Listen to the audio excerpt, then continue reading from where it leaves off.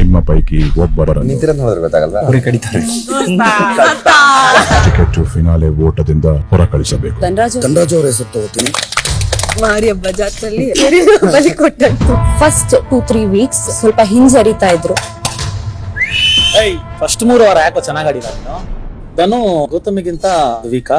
ಇಲ್ಲಿ ಒಬ್ಬನೇ ಆಡ್ತಿರೋದು ರಜತ್, ಅದಂತೂ ಸತ್ಯ. ಇಲ್ಲಿ ಯಾರನ್ನೂ ಜೊತೆಲಿ ಕಟ್ಕೊಂಡು ಇನ್ನೊಂದು ಮತ್ತೊಂದು ಏನಿಲ್ಲ. ಎಷ್ಟು ಹೇಳಿದರು ನಿಮ್ಮ ಪೈಕಿ ಒಬ್ಬರನ್ನು ನಿಂತಿರೋದು ನೋಡಿದ್ರೆ ಗೊತ್ತಾಗಲ್ವಾ ಅವ್ರಿಗೆ ಕಡಿತಾರೆ. ಟಿಕೆಟ್ ಫಿನಾಲೆ ಓಟದಿಂದ ಹೊರಕಳಿಸಬೇಕು. ಧನರಾಜ್ ಅವರ ಹೆಸರು ತಗೋತೀನಿ. ಮಾರಿ ಹಬ್ಬ ಜಾತ್ರೆಯಲ್ಲಿ ಬಲಿ ಕೊಟ್ಟಂತು. ಫಸ್ಟ್ 2-3 ವೀಕ್ಸ್ ಸ್ವಲ್ಪ ಹಿಂಜರಿತಾ ಇದ್ರು.